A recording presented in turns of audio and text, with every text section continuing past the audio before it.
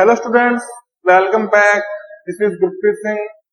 हम डिस्कस कर रहे थे क्लास 11th की हिस्ट्री पर और हमारा टॉपिक था राइटिंग एंड सिटी लाइफ। हमने देखा कि किस तरह से मेसोपोटामिया ने डेवलपमेंट की, किस तरह से वहां के जो रूलर थे उन्होंने अपने पूरे स्टेट में, पूरे एम्पायर में रूल किया, क्या कुछ था। अब हम अगले स्टेप में डिस्कस करेंगे कि वहां पर जो एक्सकेवेशन हुआ वो किस तरह से हुआ। देखिए, एक सिटी है उसका जिक्र मिलता है, उसका नाम है अबू सालाबिक। अबू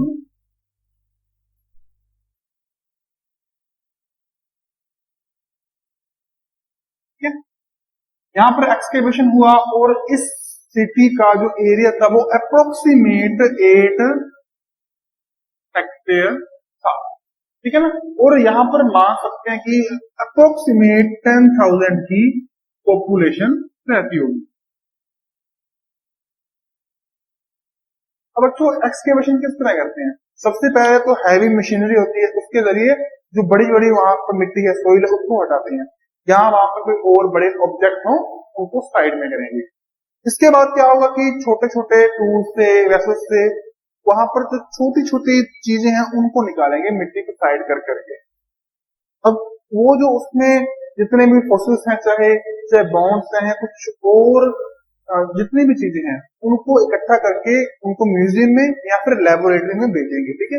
फिर वहां पर कार्बन मेथड से और बहुत सी चीजें हैं, उनसे उनका जो टाइम वो पीरियड है वो देखेंगे और उनकी जो बायोलॉजिकल स्ट्रक्चर है उसके बारे में वो देखेंगे, ठीक है, उसकी स्टडी करेंगे। अब अबू सालाबिक इसी तरह से एक शहर था, उन्होंने भी जो आर्कियोलॉजिस्ट थे उन्होंने इसकी स्टडी की और उन्होंने क्या देखा कि यहाँ पर बहुत सारे ऐसी चीजें हैं जिसके बारे में हमें इससे पहले नहीं पता था। जैसे कि पिग, वो लोग पिग खाते होंगे, क्यों? इसका जो पिग का मीट है उसे कहते हैं पॉर्क, इस तरह से वो मीट खाते होंगे। और कैसे पता लगा कि वहां पर उनकी जो ग्रेव्स थी, ठीक है, उनकी भीड़ थी, उनके पास इसके कुछ मिले हैं, हड्डियां मिली हैं। इसके अलावा उनकी जो गलियां थी उसमें भी ये बहुत से मिले हैं, तो ऐसा मान सकते हैं कि उनकी गलियों में ये घूमते फिरते रहते होंगे। दूसरी बात, गलियों में एक और बात मिली है कि उनका जो बैगेज था, उनका जो कचरा था, उसको फेंकने का क्या सिस्टम था कि वो गली में फेंकते थे। अब गली में फेंकते थे तो लोग चलते फिरते होंगे ऊपर, है ना, तो ऊपर क्या था, उसकी मिट्टी डाल देते थे। उसके बाद इससे क्या था, जो रोड थी वो ऊंची हो जाती थी और जो हाउसेस नीचे रह जाते, फिर हाउसेस को रीबिल्ड करते, उसको ऊंचा कर देते, फिर रोड ऊंची, ये सीक्वेंस चलता रहता था। देखिए, मेसोपोटामिया की जो अर्बन प्लानिंग थी वो थोड़ी सी पुअर थी इसकी कंपेयर में जो इंडस रिवर सिविलाइजेशन के कंपेयर में, उसके जो मोहनजोदारो या धोलावीरा सिटीज थी। देखिए, मोहनजोदारो और धोलावीरा सिटीज में जो रोड थी वो 90 डिग्री के एंगल पर एक दूसरे को काटती थी। दूसरी बात, वो रोड बहुत ही वाइड थी, इतनी वाइड थी कि वहां से कोई भी व्हीकल आराम से जा सकता था। बल्कि जो मेसोपोटामिया सिविलाइजेशन थी, यहाँ पर रोड थोड़ी सी ज्यादा नैरो थी, ठीक है ना, उस सीधी नहीं थी रोड, ठीक है ना। तो इस तरह से हमें पता लगेगा कि वहां के लोग कैसे थे। वहां के कुछ टूल्स मिले हैं, ठीक है, आयरन एज के टूल्स भी मिले हैं, इससे हमें वहां की जो 2500 BC तक के टूल्स के बारे में पता लगा है। अब इसके बाद में हम बात करेंगे cities in Mesopotamia culture.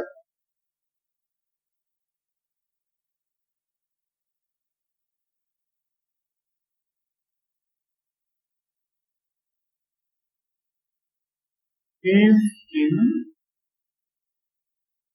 Mesopotamia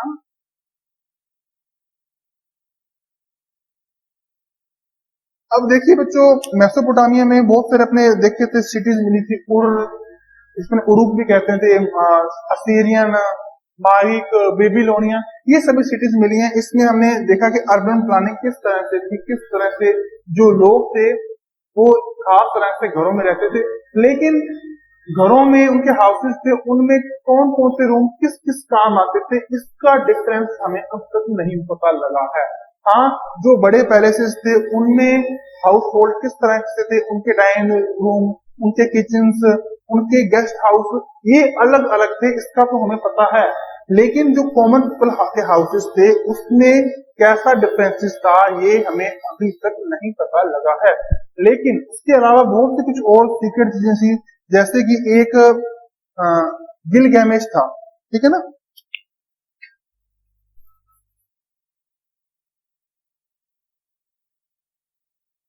ये वहां का किंग था। इस किंग के बारे में हमें वहां से बहुत सारी चीजें पता लगी हैं, जैसे कि वो सक्सीडर था, वो जिसका वो सक्सीडर था या उसके जो पूर्वज थे या उसके जो पहले का राजा था वो था एने मरकर। इसकी जगह से आया था। अब इसके साथ एक छोटी सी किस्सा हो गया, कहानी होगी। क्या हुआ कि जो ये था इसका कोई क्लोज फ्रेंड था, वो किसी कारण से मर गया। इसके कारण ये काफी शॉक हो गया, ठीक है ना। उस शौक को ठीक करने के लिए, अपने मूड को फ्रेश करने के लिए दुनिया भर में इधर उधर घूमा, ठीक है ना। बहुत से रिवर्स पार की, रोड पार की, घाट घाट का पानी भी अपने कहते हैं ना। तो उसने जगह जगह देखी, वो फाइनल तक उसको कुछ भी नहीं मिला और वो उदास होकर अपने सिटी में वापस आ गया। वापस आकर उसने क्या देखा कि अपनी घर की कुछ नींव है ना उसको देखा, उसकी ब्रिक्स को देखा, ठीक है ना। बेट में ब्रिक्स थी उसको देखा। ये देखते देखते उसके मन में कुछ आइडिया आने लगे। उसने सोचा कि यार ऐसे दुखी हो रहे हैं, अपने बच्चे मजे करेंगे, इतना कुछ बना दिया। तो इस तरह से उसके मन में बातें आने लगी। इसके बाद क्या हुआ कि उसने कुछ एपिक्स, चाहे वो वर्सेस में थे नॉन वर्सेस में, लिखने शुरू कर दिए। कुछ पॉइंट्स लिखी, कुछ स्टोरीज लिखी, इस तरह से उसने कुछ लिखा। इसके बारे में अपने को बहुत सारा कुछ जानने को मिलता है। अब जो राइटिंग सिस्टम है इसने हमें क्या कुछ दिया, इसके बारे में अपने बात करेंगे। राइटिंग सिस्टम ने क्या कुछ दिया, तो इसमें सबसे पहली जो बात आती है टैबलेट्स। अप्रोक्सीमेटर 1800 बीसी तक अपने पास टैबलेट्स यूज कर रहे थे। जैसे अपने एक स्टोरी पढ़ी थी ना पीछे से कि एक किंग था, उसने किसी दूसरे किंग के पास या किसी दूसरे ट्रेडर्स के पास अपना एक मैसेंजर भेजा। मैसेंजर किस लिए भेजा, ताकि कुछ टेबलेट्स मिल जाए जिससे अपने लिख सकें, ठीक है ना, रिकॉर्ड रख सकें। लेकिन उसने मना कर दिया। इस तरह अपनी बहुत सारी बातें बची हुई थी, अपने इस बात को पूरी अच्छी तरह से पढ़ा था। तो इसी तरह जो ये राजा था गिलमिर्स, इसकी भी ऐसा बहुत ही इच्छा थी कि ये भी कुछ ऐसे वर्सेस लिखे, इस तरह की कुछ बातें लिखे। तो बच्चों क्या था कि सबसे जो उसने लिजेसी थी जो राइटिंग की, वो क्या थी कि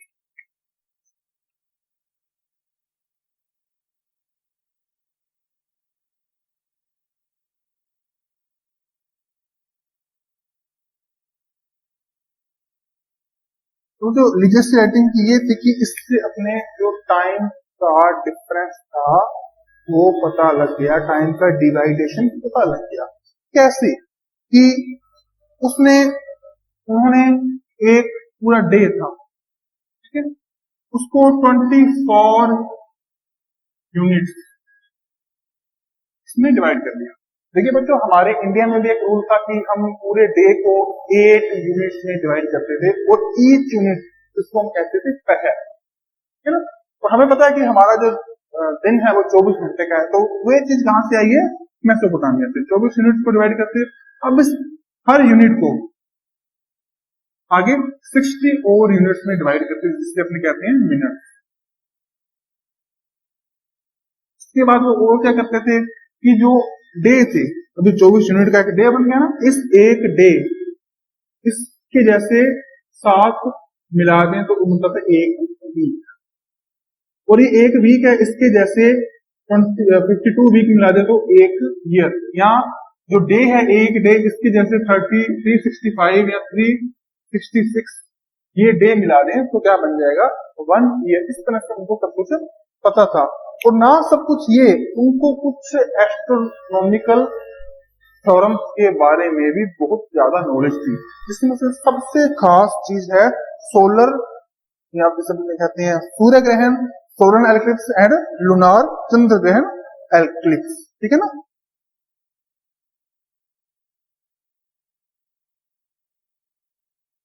ठीक है ना। देखिए आज के टाइम में बड़े बड़े साइंटिस्ट, बड़े बड़े दूरबीन है, चाहे चाहे सैटेलाइट्स हैं, उनकी मदद से देखते हैं कि ये सब कुछ कब होने वाला है। लेकिन मेसोपोटामिया सिविलाइजेशन में इतनी ज्यादा डेवलपमेंट हो चुकी थी इस चीज की कि वो सिर्फ और सिर्फ मैथमेटिकल कैलकुलेशन के जरिए ही इतना सब कुछ देख लेते थे। उनको ये बात पता थी कि जो सूरज है, जो सन है, उसके राउंड जो अर्थ है वो अपना एक सर्कल पूरा करती है, जो कि एक पैराबोलिक शेप में है। ठीक है ना। इसके बारे में इससे पहले नहीं पता था।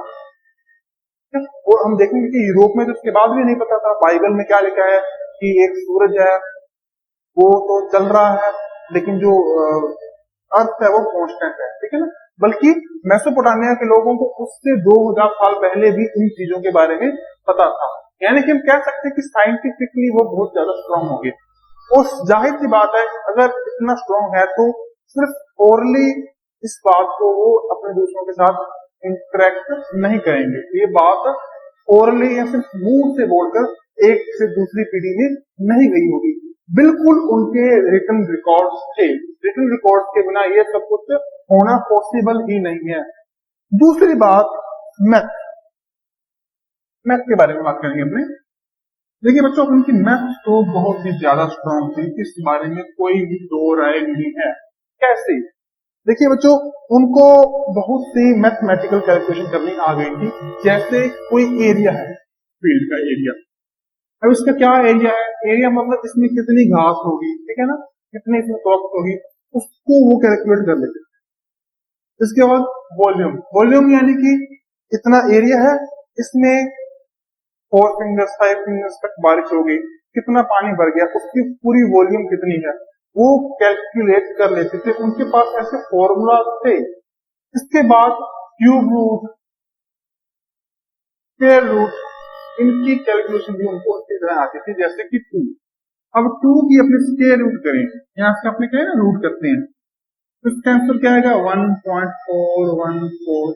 आगे भी जितना आ जाएगा, लेकिन अपने इतना ही निकालते हैं। उन्होंने भी निकाला था बिल्कुल इतना, लेकिन उनका निकालने का तरीका ये नहीं था। उनका निकालने का तरीका था, देखिए बच्चों, बहुत ही उनका एक अच्छा तरीका था उसे निकालने का। क्या था वो?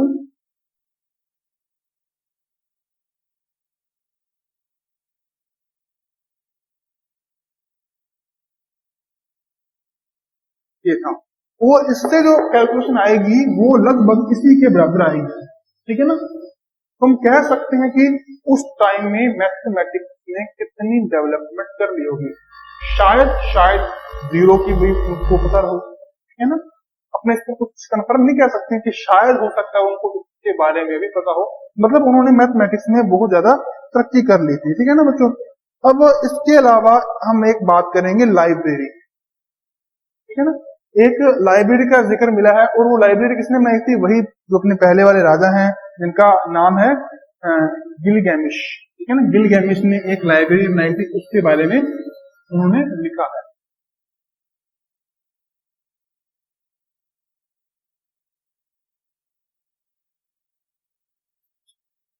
अब देखिए बच्चों, उस लाइब्रेरी में क्या था? उस लाइब्रेरी में अप्रोक्सीमेट 1000 के करीब जो टेक्स्ट थे।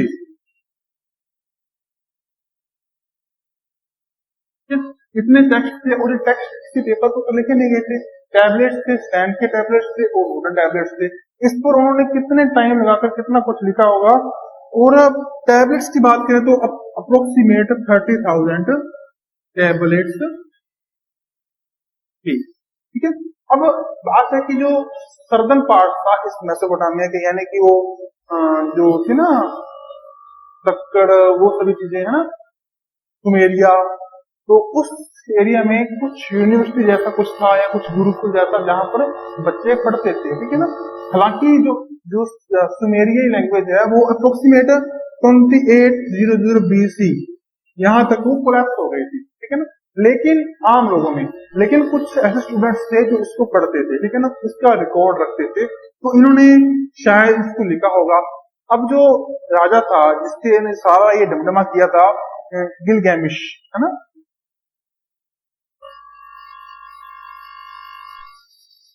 उसने क्या किया कि मुझे गॉड ने भेजा है, मुझे गॉड ने बहुत बुद्धि दी है, मुझे ये कर दिया वो कर दिया, इस प्रकार से ना कुछ अपनी बड़ाई में उसने बातें लिखी है, ठीक है ना। तो उसका रिकॉर्ड भी हमें उस लाइब्रेरी में मिलता है। उसके अलावा और भी बहुत सारी चीजें मिलती हैं।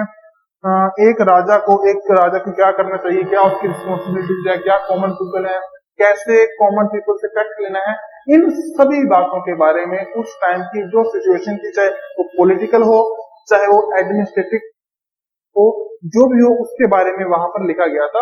और इसके अलावा जो हमारी एक लास्ट स्टोरी और भी है, जिसमें नाबूप्लेसर नाम का एक शहर है, उसकी एक कैपिटल है, उसमें भी कुछ एक राजा था, उसने भी वहां पर बताया कि कैसे लोग रहते हैं, कैसे उनकी अर्बन प्लानिंग है, कैसे सिटी लाइफ है, ये सब। अब बच्चों हम बात करेंगे क्वेश्चन आंसर पर। क्वेश्चन आंसर ये नहीं है कि पिछले साल जैसे 10वीं में आपने किए थे या करते थे कि नोट्स होते थे अपने पास, कुछ क्वेश्चन आंसर पीछे दिए होते 5-7, वो देखा और आ गया, बिल्कुल भी नहीं। आपको बुक से पढ़ना है, बुक से अच्छी तरह से पढ़ना है, क्वेश्चन आंसर बनाकर उसको लिखकर उसकी क्रिएटिविटी देखनी है। अब कुछ क्वेश्चन आंसर होंगे वो मैं आपको बता देता हूँ, आपको लिखने कैसे हैं। सबसे पहले डिपेंड करता है कि क्वेश्चन आंसर है वो क्वेश्चन है कितने नंबर का आया है।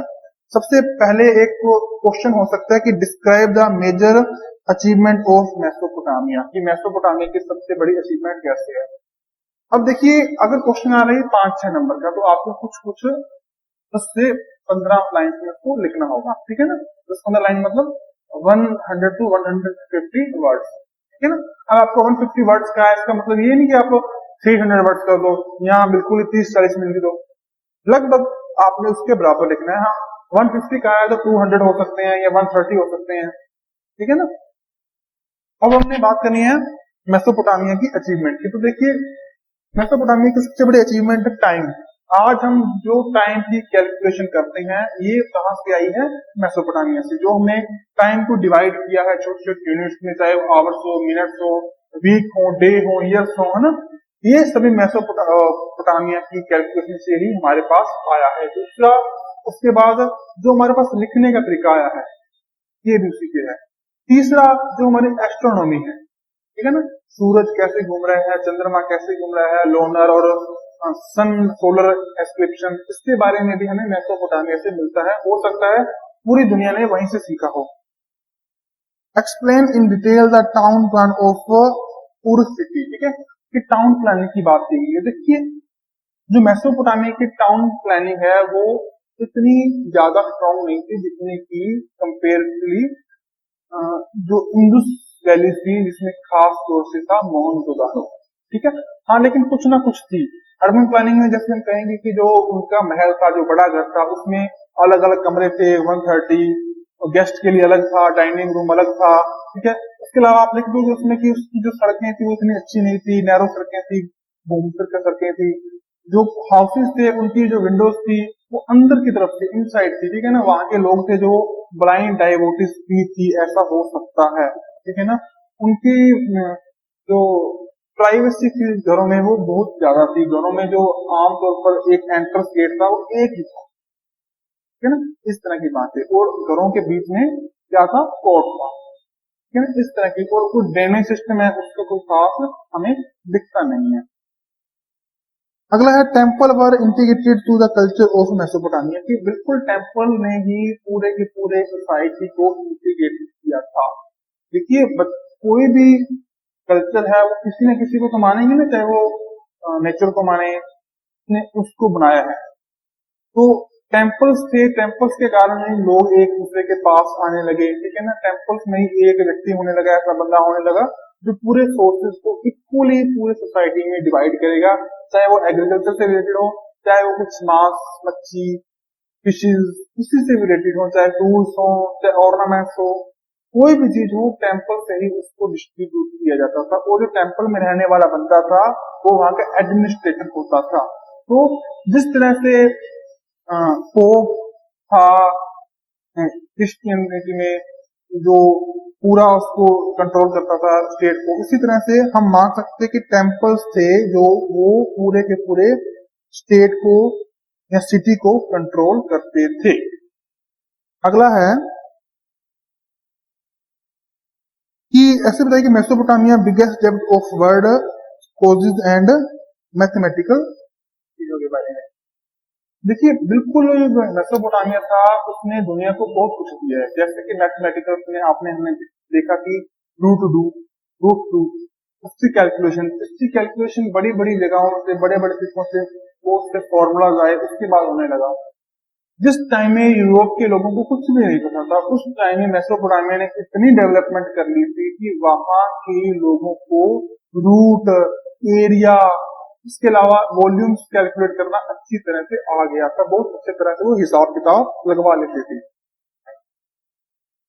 इसके बाद आता है describe the farming system of Mesopotamia. हमने फार्मिंग के बारे में पढ़ा कि मेसोपोटामिया के कुछ सिटीज में फार्मिंग इतनी अच्छी नहीं थी, है ना, क्योंकि वो एक डेजर्ट एरिया था। हाँ, लेकिन टिग्रिस एंड तो वहाँ की जो मेजर रिवर्स थी, उनकी रिवर्स और उनकी जो ट्रिब्यूटरीज थी, उनकी जो सहायक नदियां थी, उसके कारण बहुत ही ज्यादा फर्टाइल लैंड का वहां पर बना था, ठीक है ना। ना सिर्फ उसके कारण बल्कि उनके जो फ्लड एरियाज थे, जब वो उनमें फ्लड आती थी तो पहाड़ों से, माउंटेन से बहुत ज्यादा न्यूट्रिशन जो सोइल के लिए जरूरी है उसको फर्टाइल बनाने के लिए वो भी आ जाते थे। तो उस लैंड पर बहुत ज्यादा एग्रीकल्चर होती थी, ऐसा हमें पता लगा है। तो कुछ एग्रीकल्चर और पोस्टेड भी थे वहां पर। अब पोस्टेड होंगे तो उनके जो एनिमल्स हैं वो कहीं से तो खाएंगे ना, तो जाहिर सी बात है कि वहां पर एग्रीकल्चर रही थी। उसके अलावा जो उसका नॉर्दर्न पार्ट था उसमें माउंटेन्स और बहुत सारे पार्क थे, जिसमें कि जो उनकी शीप्स थे, गोट थे और उनके कैटल्स थे वो गैदरिंग किया करते थे, इस तरह से हमें पता है। अब जो उनकी एग्रीकल्चर थी उसमें क्या कुछ था, हमें उससे भी कुछ एविडेंसेस मिले हैं। इसके बाद है what was the importance of urbanisation in Mesopotamia. देखिए इतना उनका जो इम्पोर्टेंस की बात करेंगे तो इतनी उनकी जो एग्रीकल्चर स्ट्रॉन्ग नहीं थी, तो उनके सर्वाइव के लिए कुछ जरूरी हो गया था। तो उनके चाहे इंडस्ट्रियलाइजेशन हो, चाहे उनका ट्रेड हो, अब ये सब होगा एक शहर में, एक सिटी में। तो धीरे धीरे कुछ जो किसी न किसी फील्ड में स्पेशलाइज थे वो लोग एक जगह आकर रहने लगे और उन्होंने स्कल्पचर हो गया, चाहे पेंटिंग होगी, चाहे या और कुछ भी टूल मेकिंग होगी, बोट मेकिंग होगी, ऐसी चीजें करने लगे जो सिर्फ एक सिटी में पॉसिबल थी, जहां पर अलग अलग तरह के जो स्पेशलाइज लोग हैं वो आकर रहने लगे, ठीक है ना। इस तरह से नेक्स्ट इसको एक्सप्लेन करेंगे। अगला है explain by reason that man famous trade town, कि उनके जो टाउन थे वो ट्रेड के लिए किस तरह से फेमस थी। सबसे पहली बात तो ये है कि उनका जो एरिया इस तरह से था कि वो किसी न किसी ट्रेड रूट में से अंदर आते थे, है ना। कोई ए जगह से कोई बी जगह से में ट्रेड हो रहा है तो उसके बीच में मेसोपोटामिया की सिटीज थी, तो इसका वो फायदा उठाते थे, ठीक है ना। इसके अलावा देखिए वहां पर एग्रीकल्चर तो थी नहीं, तो लोगों को सर्वाइव करने के लिए कुछ ना कुछ तो चाहिए ना, तो इसके लिए ट्रेड वहां पर बहुत जरूरी था और एक मीडियम था सर्वाइव करने के लिए। और इसके बाद है कि जो उसकी जियोग्राफिकल कंडीशन थी क्या, तो हमें पता है कि जो पुराना इराक था या आज का इराक है वहां पर मेसोपोटामिया थी। दो नदियां थी, यूफ्रेट्स एंड टिग्रिस, ठीक है, और उसकी ट्रिब्यूटरीज थी, उस पर ये सिविलाइजेशन कॉलोनी बनी हुई थी, ठीक है ना। इसके साउथ में जो गल्फ ऑफ फार्स है ये थी, ठीक है ना, और ये ट्रेड करते थे जो अरेबियन कंट्रीज है उनके साथ, ठीक है ना बच्चों। इसके बाद है कि यहाँ का जो राइटिंग सिस्टम है उसका क्या कंट्रीब्यूशन है। तो बच्चों ऐसा है कि राइटिंग सिस्टम के कारण ही यहाँ की जो नॉलेज है या यहाँ की जो अचीवमेंट्स है उसको हम आगे आगे पास आउट कर पाए। देखिए उसी के कारण हमें पता लगा कि वो एस्ट्रोलॉजी के बारे में कितना जानते थे, वो उनकी मैथमेटिकल जो कैलकुलेशन थी या उनकी अचीवमेंट्स थी वो कितनी बड़ी थी, कितने पुराने टाइम में होने के बावजूद रूट, ठीक है, क्यूब रूट, एरिया, इन सभी के बारे में वो कैलकुलेट कर पाया और इसके साथ साथ सोलर और लुनार एक्सप्लेनेशन के बारे में भी उन्होंने हमें बताया। तो राइटिंग सिस्टम के बिना तो ये पॉसिबल नहीं था। और उसके बाद हमें कितने ही टेक्स्ट और एपिक्स मिले हैं जो कि टैबलेट्स पर लिखे गए थे, हमें लाइब्रेरी मिली है, उसके कारण हमें वहां की जो अचीवमेंट्स थी, वहाँ की अर्बन लाइफ थी, या वहाँ के जो रोजमर्रा के काम थे, उसके बारे में पता लगा है। ठीक है स्टूडेंट्स, इस तरह से आपका ये लेक्चर पूरा हुआ। नेक्स्ट लेक्चर में हम बात करेंगे इस्लाम, किस तरह से इस्लाम फाउंड हुआ, किस तरह से वो दूर दूर तक फैला। तब तक के लिए आप इन सभी लेक्चर को अच्छी तरह से देखिए, बुक में से जितना ज्यादा से ज्यादा हो सके पढ़िए। ठीक है बच्चों, थैंक यू।